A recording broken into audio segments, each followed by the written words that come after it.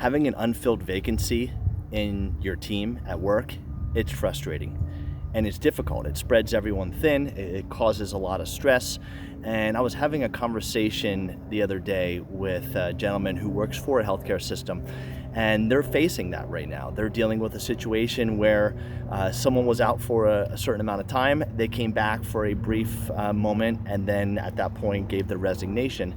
And so that team has been an uphill battle trying to handle the load of that person who is stepping away. And it got me to thinking, what could teams do to try and get ahead of that? Of course, when it happens, you have to react and respond, and it's really tough to handle it in the short term immediately. But there's definitely things that you can do to plan ahead. So, the other day I posted about operational success planning. That's absolutely one step that you can take proactively to put yourself in a better situation when there is a vacancy. You have your team work together to label their responsibilities and making sure that it's very clear what roles and responsibilities each team member has, and identifying strategies for communicating those roles to others in the event that they need to help out. I'll go further into this another day with a video when it comes to operational success planning, but that's the first thing that you can do. The second thing you can do is share the load.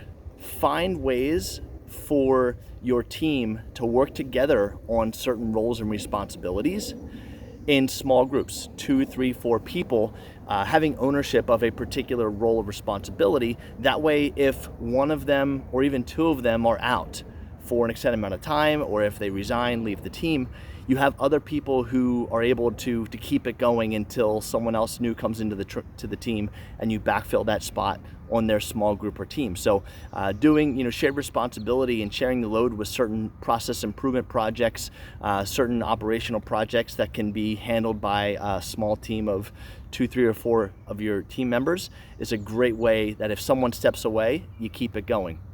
And the third tip is going along with that sharing the load concept is we have to cross-train, not only with our certain roles and responsibilities through our operational duties and the job roles, teaching other members of the team to step in and help out in a moment's notice with certain aspects of the job, even if that's not in their particular job description.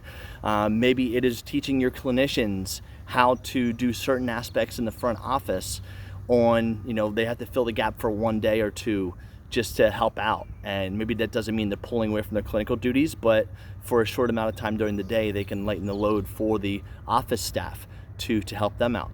Finding ways to cross-train and share the load. And that also allows the team to teach, work on team teaching. So have team members teach other fellow team members what their job duties are. And then that way they get experience from a leadership perspective of communicating their roles and responsibilities. They get experience working together and collaboratively as a team. And that solves a challenge when it comes to someone, if they happen to leave unexpectedly, or if they're out unexpectedly due to an illness or whatnot. It allows someone else on the team to step in and say, hey, I can help with that. Until we find the long-term solution, I can help with that. And here's my last tip with all of this. As leaders and as team members, even with these 3 solutions, there are challenges and frustrations, higher risk of burnout. Acknowledge that. If you're a team member and you're a team leader and you see other people going above and beyond or doing something outside of their normal duties, affirm them.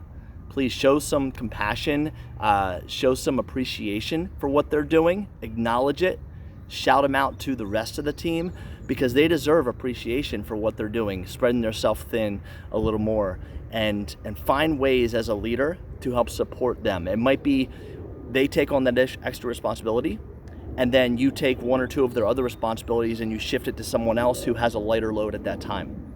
And again, when we've cross-trained, when we've identified our roles and responsibilities, when we've worked in a share the load type environment with small groups, that stuff gets easy.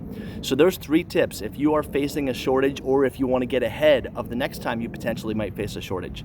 3 things to work on as a workplace team. Have a great day.